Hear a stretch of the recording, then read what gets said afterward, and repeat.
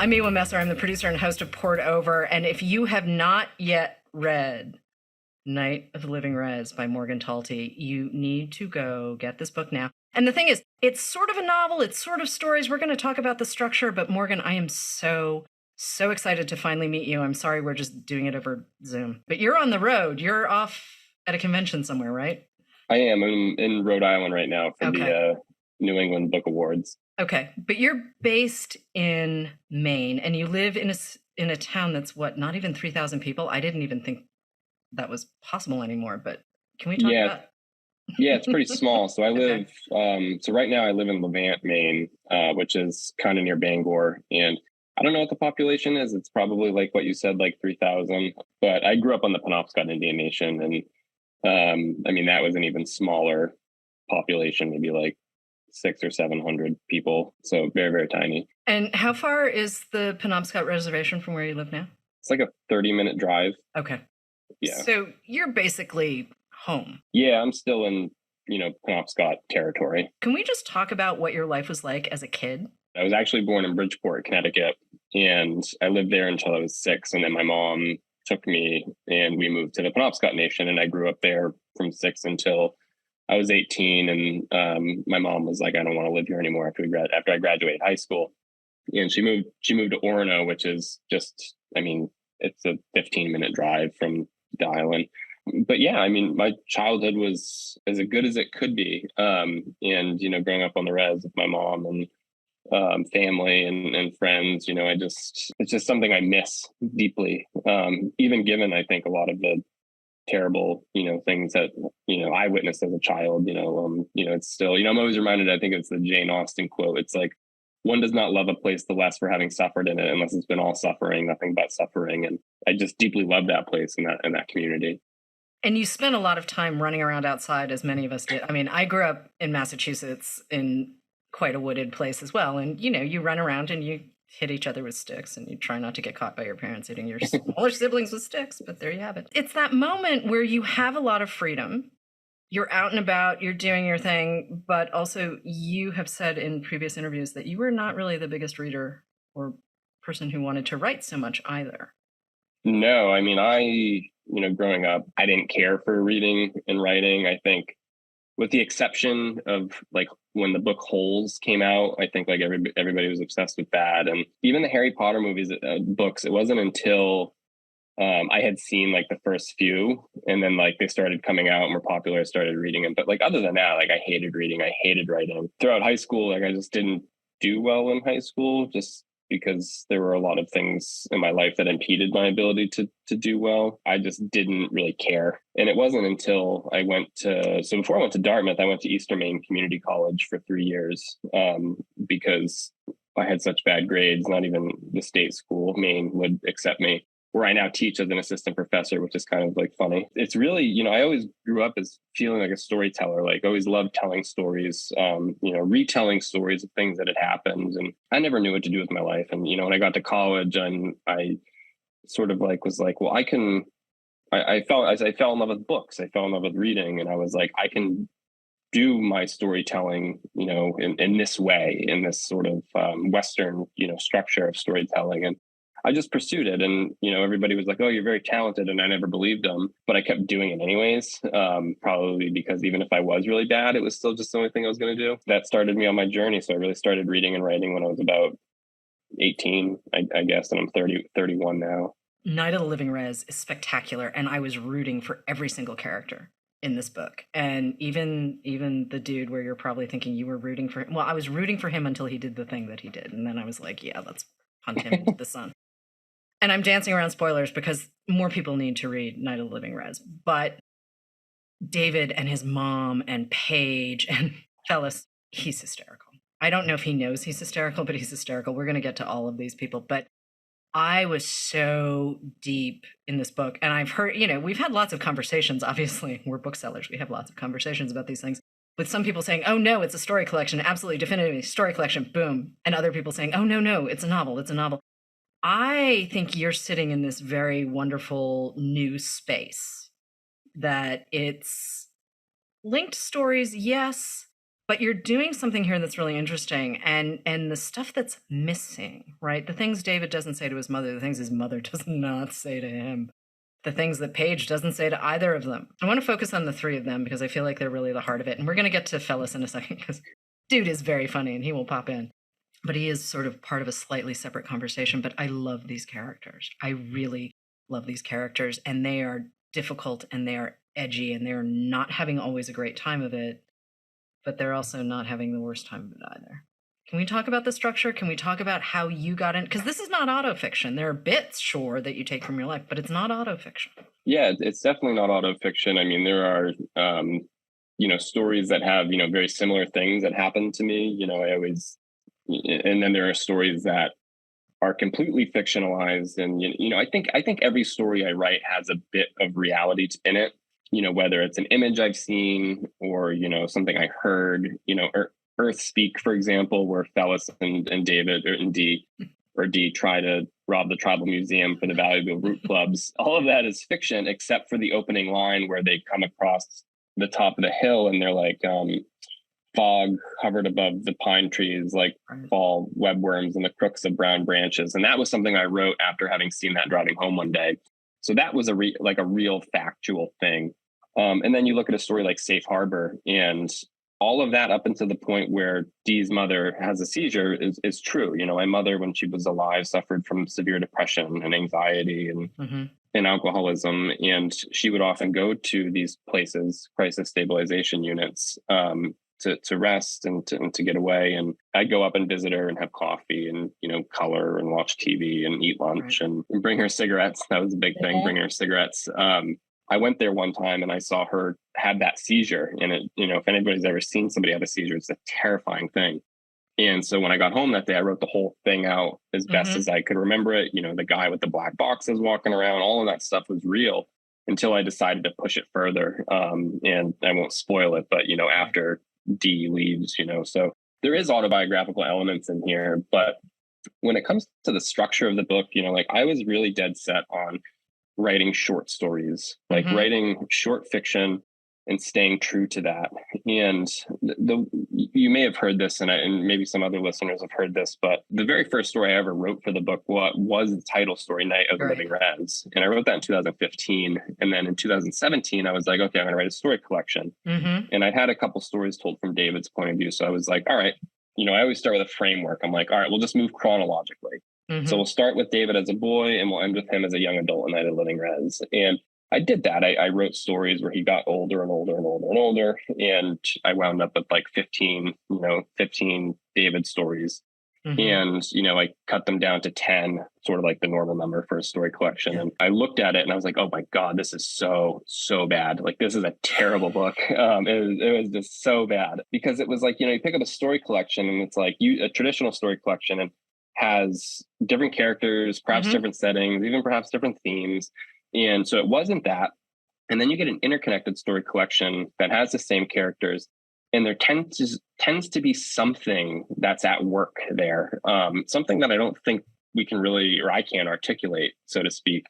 So I was like, well, whatever, this book failed. I'll move on to something else. And I went and wrote the story Burn, because I'd heard a story about a native guy getting his hair frozen in the snow. And I tried to write it as nonfiction, but I just couldn't do it.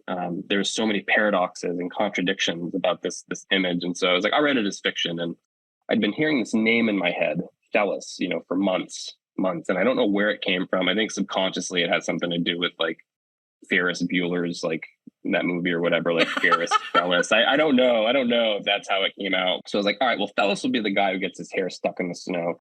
And so I wrote this story and I never named the character, but I knew I had to. There's for rhythm purposes of this one specific line in the story that goes when Fellis says, "Get me out, D." Fellis said, "D, get me out." The name had to be said there for the rhythm of that sentence. And I was like, crap. I was like, what is his name? And I just put D, the letter D, in as a placeholder until finally the story was ready to be sent out, or I felt it was ready. And I was like, all right, well, I have to name him. And I was convinced it had to start with D. And I was like, D what? I was like, Darren, Daryl, Devin. But then I was like, I kept saying D, D, D, D. And I was like, oh, what if he goes by the name of D? And I put two E's at the end. And I was like, wait, is this David all grown up? And I was like, it is. And I was like, all of a sudden, everything that failed book came back to life. Mm-hmm. And now there is this central question of what happened? Like, how did we get from this good natured boy, who's running through these woods to this, drug addicted individual who's estranged from his family and has no family besides Fellis? And so I started writing all these Dee and Fellis stories, Get Me Some Medicine, Yeah. Half-Life, all of them, in a field of straight caterpillars. And until I had a bunch of them. And I looked at all my David stories and I looked at all my Dee stories, and I was like, all right, what we're working with here is not some like overarching plot, so to speak. Like we're dealing with a very intellectual plot that I feel is like buried under the surface and is something that is not like the main point of the book, but it's nonetheless like I saw it as like nagging the reader. And so I was like, all right, well, I need to nurture that. I was like, I can't turn this into a novel. Agents asked me to. They're like, if you turn it into a novel, we can sell it. Because, agents here, story collection, and it goes in one ear and out the other. So I was like, I wonder, how do I do this? And I was like, what would happen if it just had like a David story followed by a Dee story followed by a David story, Dee story? And I did that, and I was like, oh, this looks really cool. And it worked. And so I kept it that way. Then the thing became, it's like, okay, well, how do I make it so these stories aren't implicating themselves in a larger narrative arc, right? Like get a reader who's like, why isn't this just a novel? Because that happens, I think, a lot with interconnected story collections. People are like, why didn't they turn this into a novel? And I'm sure people have said that about my book too. But for me, I was like, I have to suggest that these stories belong to some type of arc. And, that came very carefully, being very deliberate with word choice and stuff, and Safe Harbor, there's the accident at the near the end. Spoiler, sorry, folks. Dee's leg is severely hurt. And then later in Earth Speak, Fellis asks Dee to drive, and Dee goes, I hate driving. And I think the exposition reads, I scratched my leg or something. So just this like subtle little hint, going back. I kept it that way. I kept the stories separate. The only story that speaks across the stories is Half-Life, which was actually my attempt at trying to turn it into a novel. Like that was like, I think my attempt. Okay. Which failed miserably, but nonetheless still turned out to be its own thing. I came to this structure, this format, sort of by chance, but I think also by just respecting like the notion of story, like not trying to like a lot of writing fails because writers fail to listen to what the story wants to do. When we encounter resistance in a story, it's our fault. It's because the story wants to do something else. And it's like, if we give in, the story will give back. And so that's what I really did with this book. And it wound up with the structure that people like or don't like. I happen to love it, so we can just start there. But I also, what I really love in each, all right, let's call them stories for the moment, just for lack of a phrase to describe. I mean, you can have the same response actually when you're talking about Candy House or Goon Squad by Jennifer Egan. And I have a terrible habit of shortening titles, so we will drop those titles in the show notes because I do it all the time. But the idea that you are ultimately always writing about hinge moments, and to be that invested in that bit of quiet space, that open space that you have, it's really kind of great. And yeah, readers are supposed to bring whatever they're going to bring to a story, right? Like not one of us picks up a thing and starts reading without bringing our own, whatever it is. But I don't necessarily need to read about people who are just like me to be really dug in on a story. And In a Jar. So this is a story you gave Rick Bass when you were studying with Rick Bass. And that is a creepy story. But to also see elements of that story pop later in the book, I was just kind of like, okay. And we're going to talk about the creepy before we talk about the funny, because funny is actually harder than creepy. But I just want to talk about In a Jar for a second, because we sort of meet everyone. And it's what, the second or third story in the book? Second story. I want to talk about the creation of that story specifically, In a Jar, and sort of how it became the thing that we're reading in Night of the Living Rez now. Yeah, so in a Jar, I did draw a lot on my personal experience with that story. Like I said in early on in this interview, my mom took me and we moved to the Penobscot Nation Yep. when I was 6. And, you know, that's sort of David's same story in the book. You know, my sister didn't show up at that time. You know, I met my mom's boyfriend, my stepdad, who was a medicine man. And I sort of like picked and choose from some sort of like just moments in my life. You know, when my sister she was on the Mohawk reservation, she was dating this man. And one morning they woke up, and outside under the steps was, because she smoked and I don't think he did. So she was always outside smoking. And under the steps was a jar full of corn and hair and teeth. And the guy thought it was a woman who was jealous that my sister was dating him, and it was supposed to be a curse or something. So I was like, "Oh, that's cool. Let's bring that in here." And my sister, you know, had a miscarriage at one point in her life, and you know that came into that story. You know, I used it in a particular way. There was a burial for the child that I didn't attend. You know, the book ends in that way. The other thing, you know, the knocking on the walls were real things, you know, that we grew up hearing. The baby teeth marks. My sister says she does not remember this, but I remember it. Something bit her, like I don't know what, or maybe she did it to herself and she was trying to scare me and she doesn't remember, you know, but I remember it. And so I put that in there. And so I really built this story around, you know, I think a lot of personal experiences that span so many sort of like so much time. And it was in a way, I think, of sort of like getting that out of the way so I could write the stories, you know, detached from specific real life moments, and instead use, you know, draw on the feeling of, you know, lived experience to, you know, come up with some type of incident or moment. But that's really how In a Jar came to be. And I didn't know it was like a good story, like, because I was still kind of like, I don't know what a good story is. And Right. when I sent it to Rick Bass, I think it was the third story I'd sent him that semester when I was studying with him. Yeah.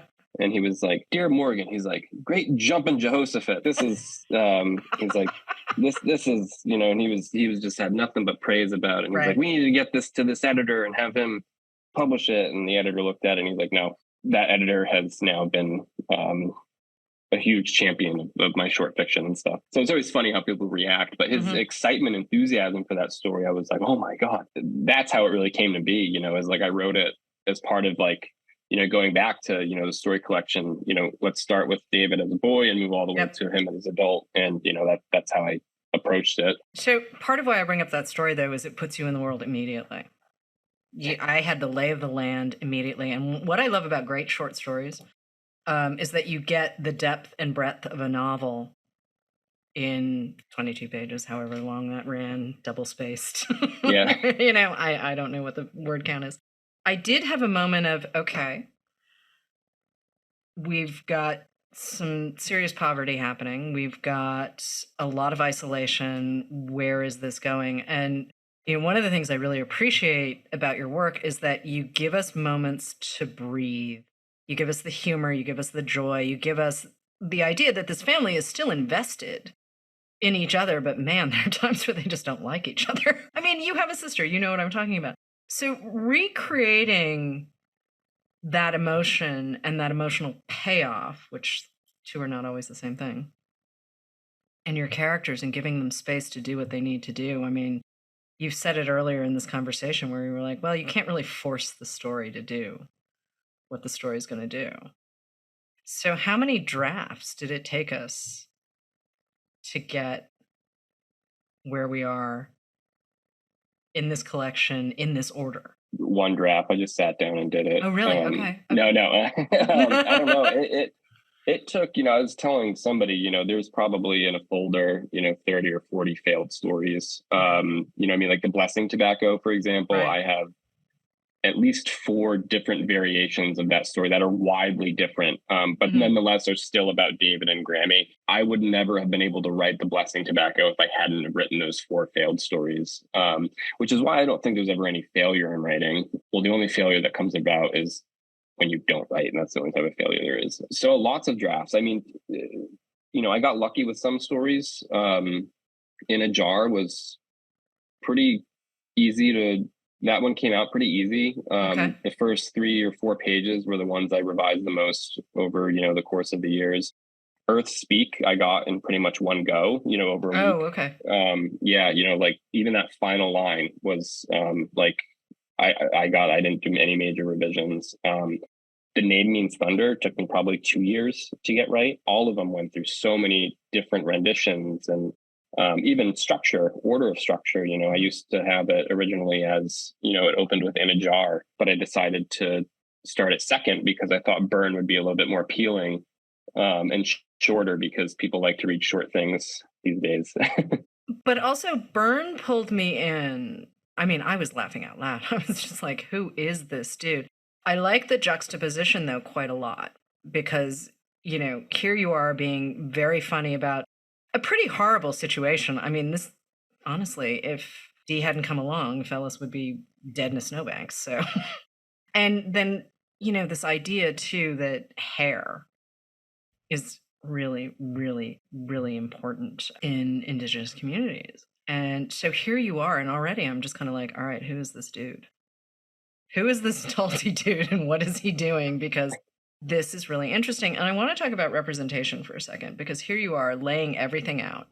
There is addiction in this book. There is generational trauma. There is generational poverty. There is a lot that happens. And there's some very other specific stuff that I am leaving out completely because people should experience that for themselves when they read it. You kind of got to show what's in the world in order to understand what's in the world. And yet I'm sure there have been people who've said, but why are you letting it all hang out? Yeah, I mean, I think people have said that in different ways. And for me, it's just like, I'm going to write what I have experience with in some way, Right. whether it be, autobiographical moments around which I frame a fictional story or, something I make up completely, but nonetheless have, stakes in. And, I didn't set out to write a book that was going to be like, this is, I don't have a copy of the book, but on the book, it says something about like, this is a book about what it means to be Penobscot in the 21st century. And yeah, I know. And like, I always say every event I go to, I find a place to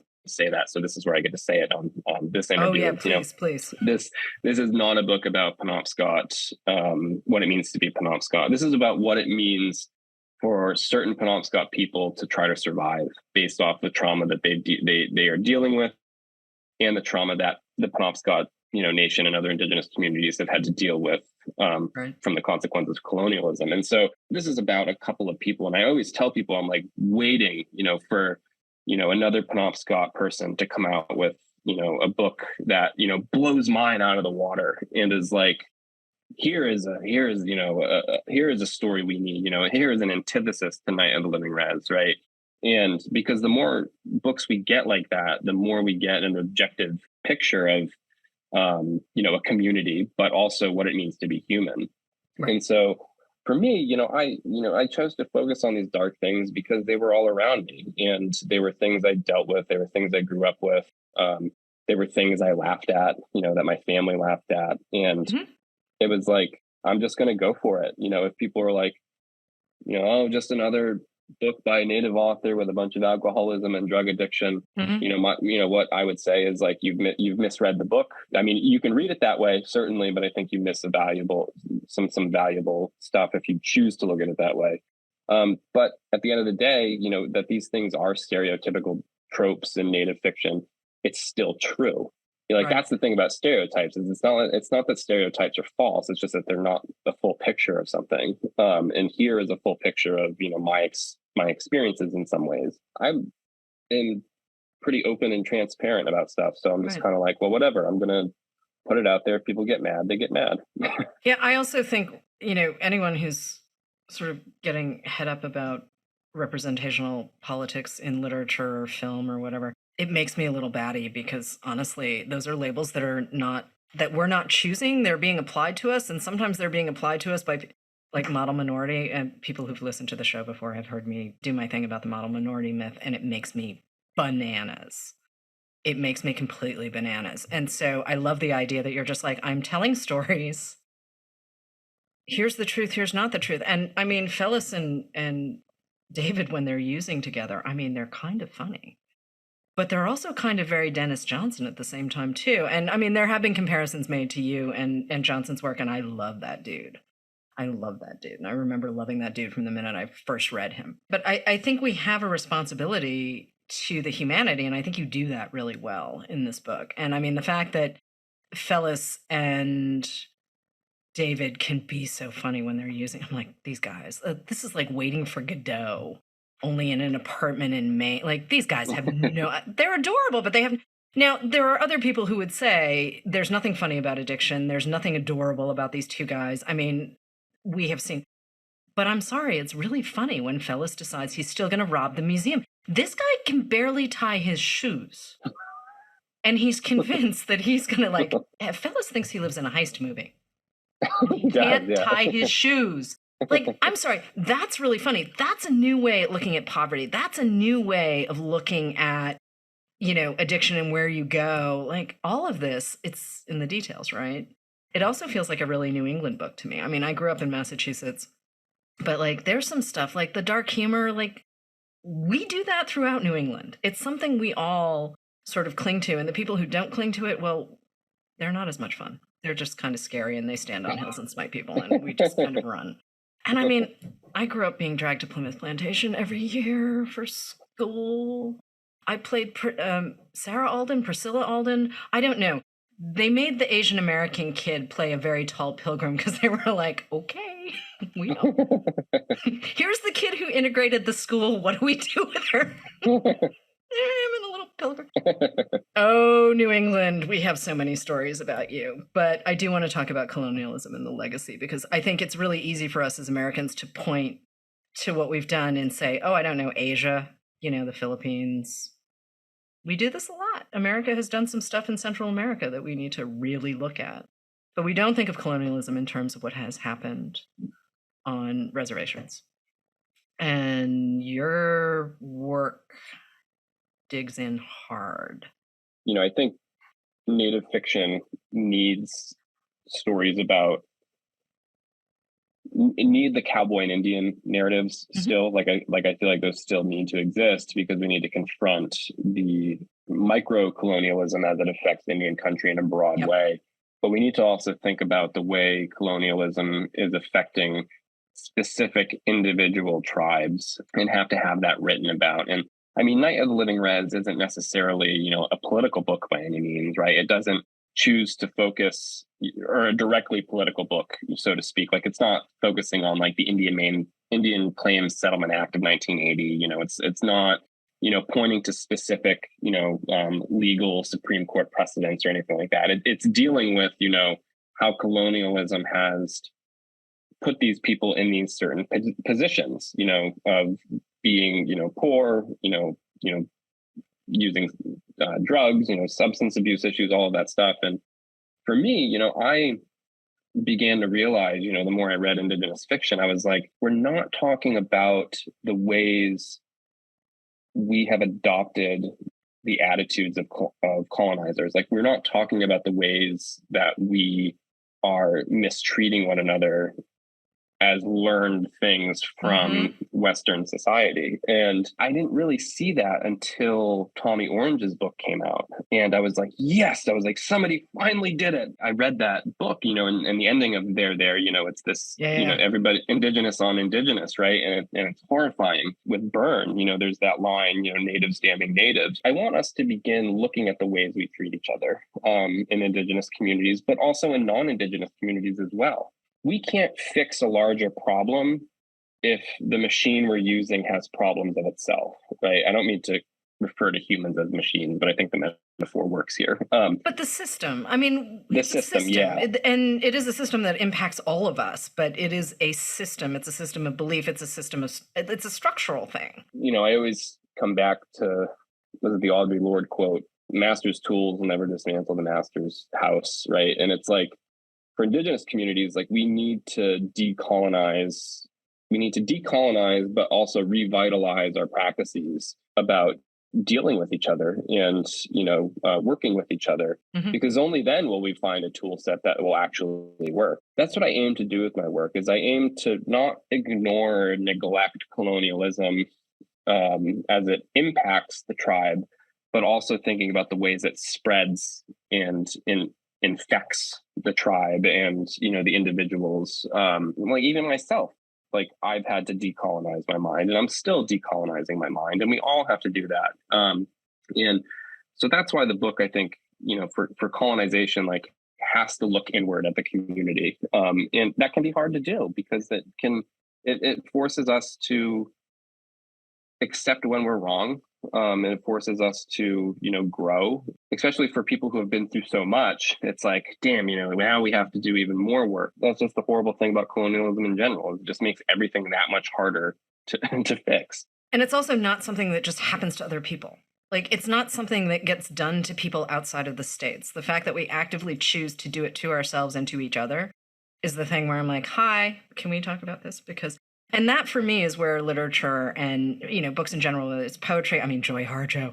Hi, yeah. Joy Harjo. There's so much great. Leslie Marmon Silko. I mean, James Welch, Louise Erdrich, Tommy Orange. The kinetic energy of There is still, I love it. Feels like an LA gangster novel. And I'm like, I know. I know. We're talking about Indigenous people in the Bay Area, and I'm a part-time Angelina, so I'm biased towards Los Angeles anyway, but it feels like a very of the moment, kinetic kind of story where you're just like, oh yeah, okay, I'm here. And it feels really sort of modern and new. And you're doing a similar thing though, because the energy changes story to story, moment to moment. A sweat lodge pops up in a junkyard. I love that. That feels so Maine to me. That feels so, I mean, you're writing about class, though, in a new way.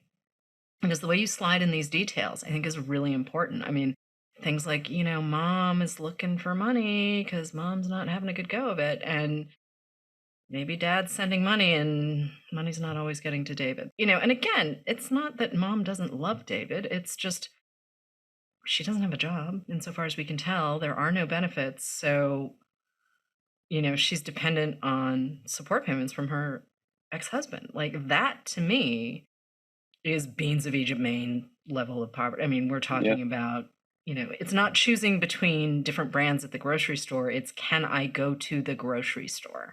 Yeah. Can I even buy something? And I think these are conversations that we have to have, and how they relate to colonialism.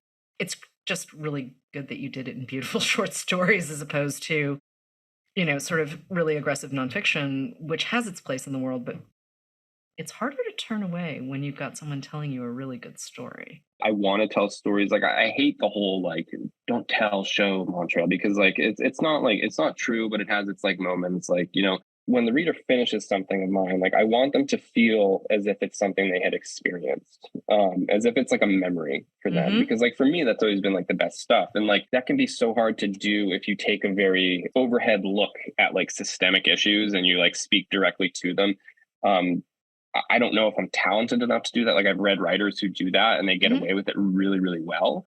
But for me, every time I've tried, I've always felt myself becoming flat, monotonous. And so I've had to do it the other way. And I just love it. I love it that way. And when writers can nail it, as telling, I'm like, do it again, like keep doing, what you're doing. Before I let you go, because also I knew this would happen. I knew we would be running up on our time. Who have you been reading? We see the comparisons to you and Denis Johnson and Tommy Orange and Louise Erdrich and Alice Munro, which I love, and Anthony Vicena, who did that great collection After Parties. But who have you been reading? Who are some of the people you turn to? How did we get here with Morgan Talty and Night of the Living Rez? I mean, every Indigenous author you can throw on there, and I'll even name some new ones. There's Chelsea T. Hicks, whose debut collection, A Calm and Normal Heart, is just beautiful. Brandon Hobson, of course, Where the Dead Sit Talking, The Removed, is in his earlier work. I read those a lot. I read a lot of short fiction, pick up Best American, look through those. Raymond Carver, I love. I recently read a book by Allegra Hyde called The Last Catastrophe. Very, very, very, very good. And I'm so excited for that to come out. There's also another book coming out that's written by an Indigenous writer. Her name's Amanda Peters, and it's called The Berry Picker. I think it's coming out through Catapult, and it's set in Maine. Great. Yeah, they're fantastic. I keep telling people I'm going to make a list of like books and stuff, and I have to do that. I have to keep up to my promise. We will at some point. I'm also going to throw in Stephen Graham Jones, who we quite like around those parts. Yep. Although I can't read his stuff with the lights off. Like, I need to make sure that the door is locked. I'm kind of a baby about that stuff. There's so much horror in the world where I'm like, can I have my like horror and literature in tiny doses, please? And you know, it's also possibly growing up in a house that was surrounded by woods, and you know, when stuff knocks on the window and you're like, what just happened? Yeah, he gave me a lot of courage to be very specific, and very sort of like focused on specific traumatic things, you know, like D with the car and said, you know, like those types of things. Like I learned a lot from his writing. I love his work. And if you're trying to show us how D becomes D, and even to a certain extent how Mom becomes Mom or Paige becomes Paige, like, I mean, D, obviously, you see the biggest transition in him, but everyone here has an arc. And, you know, the idea that there's before and there's after, that's a really powerful moment in literature, whether it's short stories or a novel. I mean, before and after, that hinge, Jhumpa Lahiri does it really, really well. It's just like, you're sitting in that moment and all of a sudden you feel it change. And sometimes it is the smallest thing in the world. And you're just like, oh no, that's it. Yeah. That's the moment. There's a lot of that here too, I think. But what's next? Are you going to pick? Are you going to decide that it's short stories or a novel? Or are you just going to be like, I'm going to write the thing and see what happens? So it is a novel that will be out in 2024. Okay. From Tin House. Oh, yay. Yeah, I don't know if I just like blew the lid off of anything because it hasn't been announced yet. But yeah. I think Tin House will forgive you. Yeah, I think they will. Yeah. Okay. That is super exciting, though. Morgan Talty, thank you so much for Night of Living Rez. It was great to see you on Poured Over, and hopefully we get to see you offline at some point. Me too. I hope so.